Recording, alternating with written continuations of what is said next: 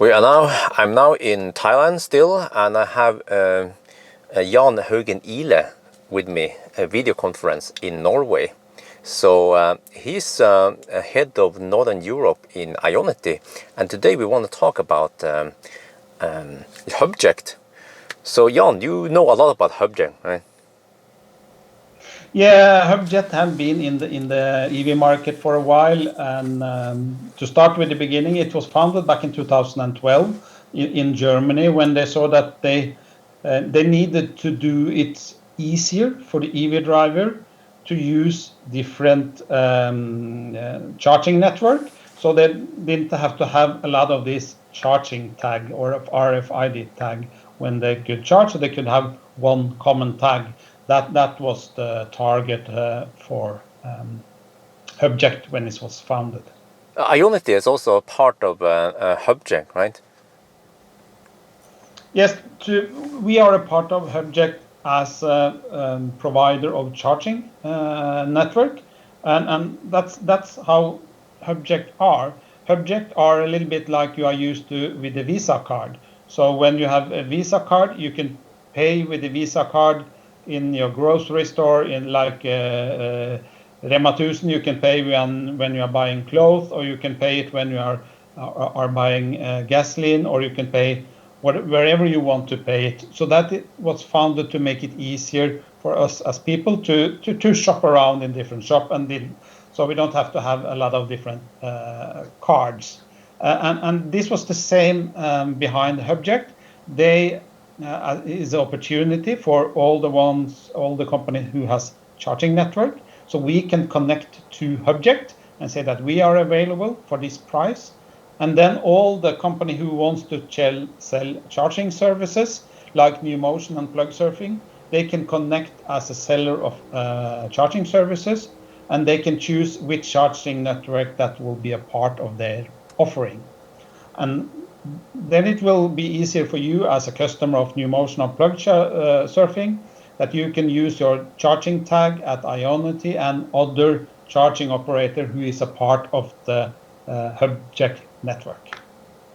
But there's a small fee, right, involved here, or how is that? Yeah, we have a price to Hubject that we need to have for the services, and of course Hubjects need to have a small margin so they can make a business and live, and that will be an extra cost. How this is split, I don't know the detail about that, but of course they need to also have a small part of the income, and of course the company like NewMotion and Plugsurfing also need to have a margin, so also they can live of the service that they are delivering to the customer. But the main part or the main target or goal is to make it easier, so you can have one card that you can use on a lot of network instead of having a lot of these cards or that you need to order a lot of cars from a lot of network. Check which network that you want to use when you're going a little bit longer, and then you need to order them. So the target is to make it easier for the customers. Okay, so it's actually you trade off. I mean, you pay a little bit more, but you get the simplicity, right? The convenience, which is one or very few RFIDs. But what about, Yeah, that's the core ID and the core solution, yes. But what if you have that, when you have the Audi charging service or the Porsche charging service, does that work with NewMotion, or how does that correspond then? When the car producer like Audi and Porsche, they have also made their charging services, and in the car they have agreement with several charging network, and you can see in, so to say, their brochure or event setup which network who is valid, or where you can use the Audi card, or you can use the Porsche card, or you can use the BMW iCharge and so on. So then you need to check with your car brand which network who is valid with their charging services. But then you will receive, as from Plugsurfing, you will get your invoice from Audi or Porsche for the charging service that you have done when you are driving.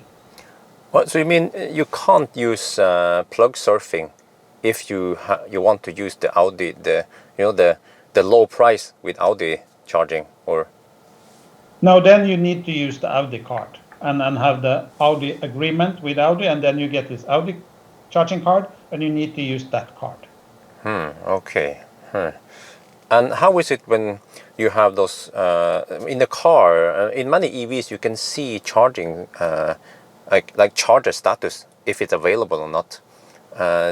Is that also connecting to Hubject, or? It's two-way. Either they can, like Audi or Porsche or the other, they can connect directly to Hubject, and then they can see the status for the operator who is delivering status to Hubject.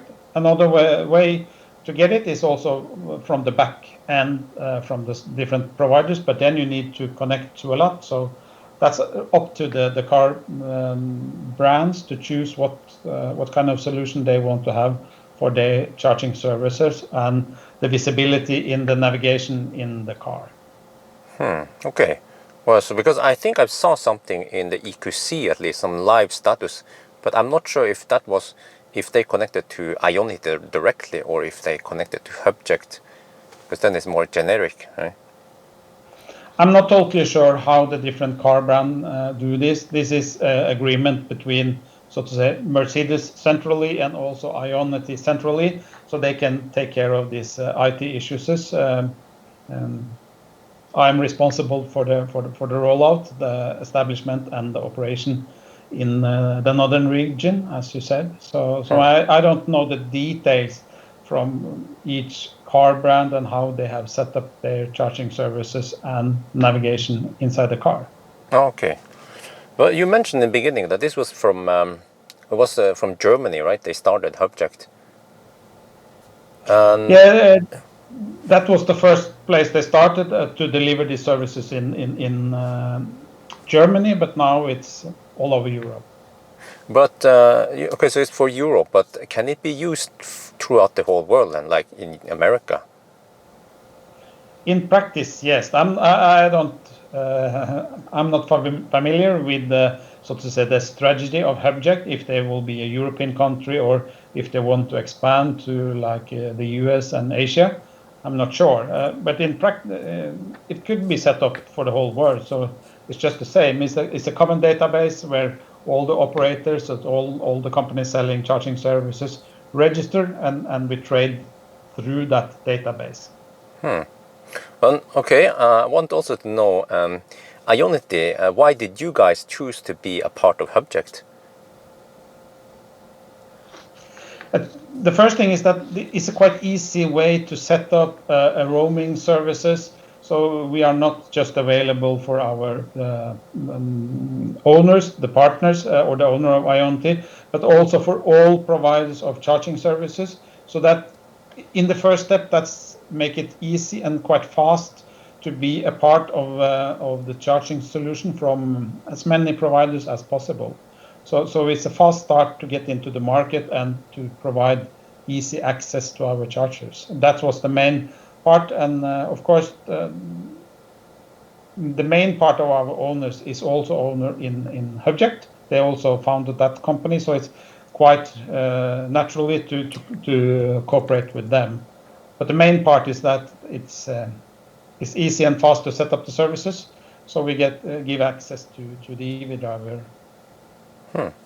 Well, very interesting. I think there's probably a lot more we can talk about Hubject and all this. But I say thank you so much, Jan, for the information. Yeah, I learned a lot from you about Hubjects, and I wonder. By the way, you guys, if you want to know more about Hubject or Ionity, feel free to ask, and I might make a follow-up video. So, yeah, I don't know if there's more you want to add, Jan. No, I think it's enough. I don't want to make it complicated, because it's the most core thing, or the most important thing is that it's a common system who make it easier for the EV driver to use a lot of charging network, so they can one card instead of a lot of them. So that's the main part of it, and that's the thing that they need to know. So then they can check with the charging operator that they have chosen which network who is included in that services. I think that's enough, but the important thing is easy. You only need one tag. Yeah.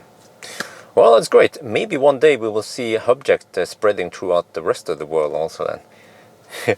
Yeah, maybe, I guess they have some plan, but that's of course internally. So, but as Bjørn said, if they have a question, just provide them to Bjørn and we can maybe have a chat again if needed. All right. Thank you very much, Jan. Yeah, thank you. Yeah, and I think that's going to be it for now. Yes, I hope you guys enjoyed this video. As always, thank you for watching and talk to you later.